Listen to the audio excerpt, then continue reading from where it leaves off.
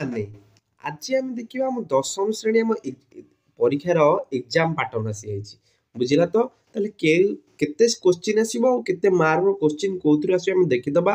ପିଲାମାନେ ଆମେ ପ୍ରଥମେ ଜାଣିଛେ 50 ଗୋଟି ଆମର ସର୍ଟ କୋଶ୍ଚିନ୍ ରହିବ ହେଲା ଏଇଟା ହଉଛି ସବୁଠାରୁ ଇମ୍ପୋର୍ଟାଣ୍ଟ ଆମର ମାର୍କ କୁ ଯଦି ଆମେ ଅଧିକରୁ ଅଧିକ ସ୍କୋର କରିବାକୁ ପଡିବ ତାହେଲେ ଏଥିରୁ ଆମେ ଭଲରେ ଭଲ ସ୍କୋର କରିବାକୁ ପଡିବ ଯେମିତି ପୁରା ଟ୍ରାଏ କରିବା ଯେ କିଛି ବି କୋଶ୍ଚିନ୍ ଭୁଲ ହୁଏନି ଯଦି ଭୁଲ ହୁଏ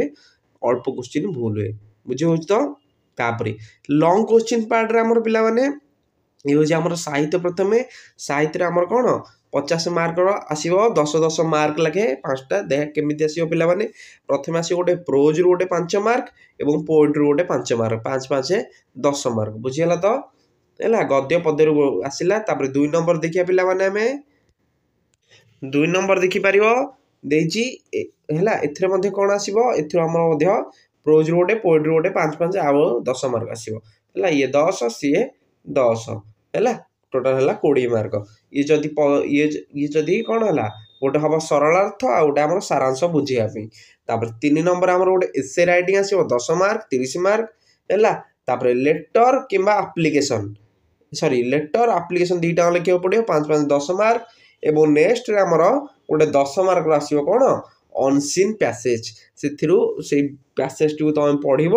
ଏବଂ 5ଟି କୋଶ୍ଚିନ୍ ଦେଇଥିବ ଗୋଟା କୋଶ୍ଚିନ୍ ହେଉଛି 2 ମାର୍କ ତାର ଆନ୍ସର ତମେ ଲେଖିବ ଇଏ ହେଲା ଆମର 50 ମାର୍କ ହେଲା ସିଏ ସର୍ଟ 50 ଇଏ 50 ସେମିତି ଆମେ ଜାଣିଛେ ମାଥରେ ମଧ୍ୟ ଆମେ ସେମିତି କ'ଣ ସେମିତି କରିବା ମାଥରେ ହେଲା ମାଥରେ ସେମିତି ଲଙ୍ଗ କୋଶ୍ଚିନ୍ ଆମର ଅଛି ମାଥରେ ହେଲା ମାଥରେ ଆମର ସର୍ଟ କୋଶ୍ଚିନ୍ ମଧ୍ୟ 50 ରହିଲା ତାପରେ ଆମର ଲଙ୍ଗ କୋଶ୍ଚିନ୍ 50 ମାର୍କ ରହିଲା ଗୋଟା 5 ମାର୍କିଆ ହେଲା 10ଟା କୋଶ୍ଚିନ୍ ଆସିବ ସେ ଆମର ସେଇଭଳି ଭାବରେ କରିବା ବୁଝି ହେଲା ଆଲଜେବ୍ରା ଏତିକି କୋଶ୍ଚିନ୍ ଆସିବ ଜେମେଟ୍ରି ଏତିକି କୋଶ୍ଚିନ୍ ଆସିବ ସେମିତି ହିଷ୍ଟ୍ରି ଜିଓଗ୍ରାଫି 2 ମାର୍କିଆ 3 ମାର୍କିଆ ଅଛି ସବୁ ସେମିତି ବୁଝିହେଲା ତ ତେଣୁ ଆମେ ଯେତେ ଭଲରେ ପ୍ରିପାରେସନ୍ କରିବା ସେତେ ଅଧିକରୁ ଅଧିକ ସ୍କୋର କରିପାରିବା ବୁଝି ହେଉଛି ତ